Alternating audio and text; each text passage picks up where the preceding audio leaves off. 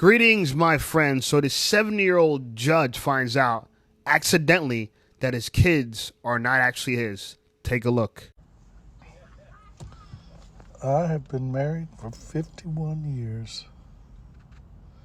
Got 2 sons, 42 and 40. Damn deadbeats. I'm still supporting the little boogers. Needed to take a test to see if any of us had a kidney good enough for my brother. Found out something interesting. They ain't my kids. There's somebody else's.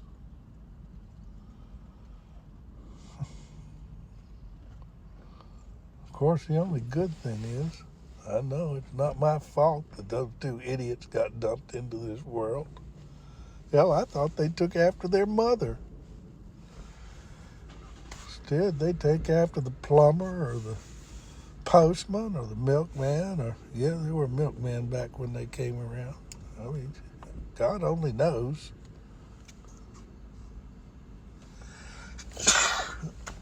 It sure gets old. I do wish I knew who the real fathers were. And they ain't the same. She was bopping a couple of different guys. But if I could figure out who they were, I've been practicing law long enough that I pretty well figure I could sue their ass and get all my money back that I sunk into those 2 deadbeats. It just chaps my ass that she couldn't tell me. I'd probably forgiven her. Maybe not. You know how it is. Yeah, boys, y'all need to go get your own paternity test. You can't tell by looking who's the daddy unless you're looking down at the genetic level. I've been in court thousands of times in paternity suits, and 4 out of 5 times, guy says he ain't the daddy, he's right. And the genetic test is the only way to prove it for sure. These women are hopping everything that looks fun. You thought you liked sex. You ain't nothing. Well, I guess that pretty well completes that story. I'll go home, start drafting up some divorce papers, see if I can't get free of that crazy bitch. I mean, I stayed with her for the sake of the children and the grandchildren, now the great-grandchildren. But they ain't no kin of mine. Fuck 'em. Mama's baby, daddy maybe. You know, there's 3 main takeaways from this video. Here's takeaway number 1.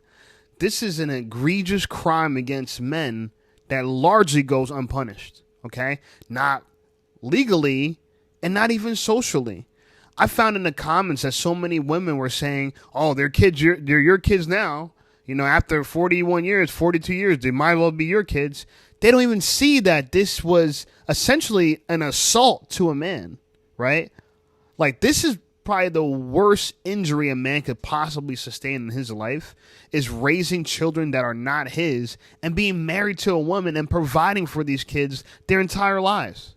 Women don't see that. This is actually extremely hurtful. And this guy's taking it like, all right, he's towards the end of his life. He's in his 70s. So he's like, oh, the hell with it. You know, he's kind of reflecting on his whole life about it. But think about that. You lived your whole life as a lie. And those kids are hurt by it. The family's hurt by it. You know, he's hurt by it. And the woman just gets away scot-free because she wanted to be a little thought back in the day. And this is why men don't like promiscuous women, because things like this happen. Okay? We really are disgusted by it. Takeaway number 2. Okay? This is a complete double standard. Anything like this that's equivalent, like an equivalent assault to a woman, is punished, right? Socially and legally. Okay, I'm not going to get into what those are, but you can imagine what I'm describing that I believe this is, okay? And it rhymes with bathing ape, okay? So yeah, this is, to me, the male equivalent of that. So complete double standard. Number 3, this is one of those situations where it's like alpha fucks beta bucks situation. A woman would marry a judge because she sees that he has a great income ahead of him. He could be a stable and a good provider. And yet she still wants to sleep around with a man she finds sexually desirable. You know, it makes me understand now why men are telling me that women actually don't want to sleep with them long term in their marriages. Is because a woman would marry a man that would be a great provider, but not someone that would be a great lover. And instead of just being a good wife, what would a woman do in these scenarios? And this is not every woman. I'm describing the average toxic American woman. By the way, I'm dating a girl who's a healthy woman, and I don't think she's capable of this. But I will test if we do get married and have kids. And I know you guys like, get married? I know. She's what I consider a wife. So she, to me, is worth it. So let's say in the event I do that, I will have a paternity test. You know, and it's not to offend anyone, but it's to take anything out of question that nothing happened, okay? Now, I don't trust her, but that's what I'm going to do, okay? If she has an issue with that, you know, I see a bigger issue with her having an issue with that. But anyway, like I said, a woman would marry a man long-term for his provision and still sleep around with the men she finds sexually desirable, and that is a toxic American woman trait. It's happening all over the world. I should say a toxic Western woman trait. And I actually know instances of this. Like I know a family member of mine who accidentally, and it always happens accidentally because no one questions it at birth, that his kids weren't his. And the kids are grown, so they're in their like 20s or whatever, but think about how mentally devastating that is to find out, one, a kid that's not yours is bearing your last name. 2, that kid goes on to have a child, so this is technically your grandchild, and they have your last name as well. So not only he discovered that he wasn't a father to this child, he also wasn't a grandfather, okay? This, again, is the most egregious crime against men that is still legal. Paternity fraud, I heard, is like up to 10%, if not more, that we know of men who father a child technically are not the biological father, right? So 1 out of 10 kids, if not more, are walking around thinking somebody's their daddy is not theirs. And this is why content like this needs to exist, so men can get equipped with what they need to do. And what they really need to do is that they need to take precaution with women, right? Marry before you carry, sure. But in this scenario, even after she carries, you have to paternity test. It's not to offend anybody, but this is way too much of a common, I guess I have to say, crime against a man for us to be left to trust and belief. You know what I'm saying? There's a quick test for it, might as well be done, and so we could put to bed any of the disparities of what it could possibly be.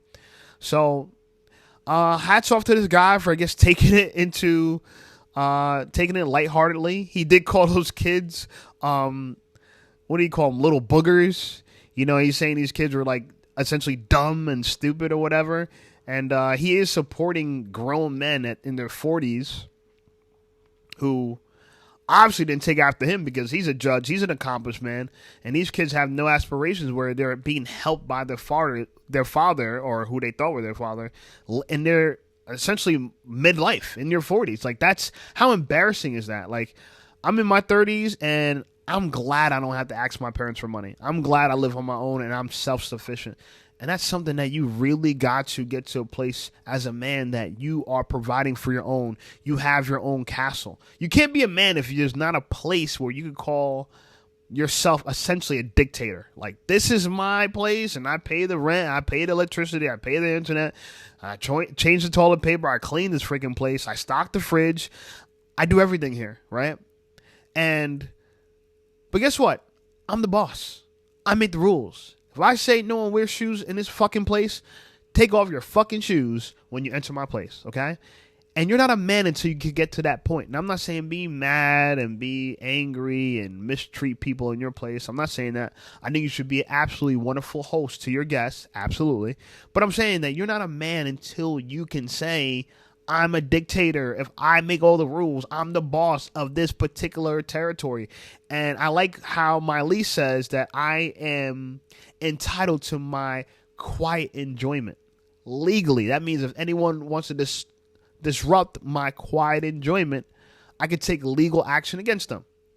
Okay, I'm not going to describe what that legal action is, but you guys can guess.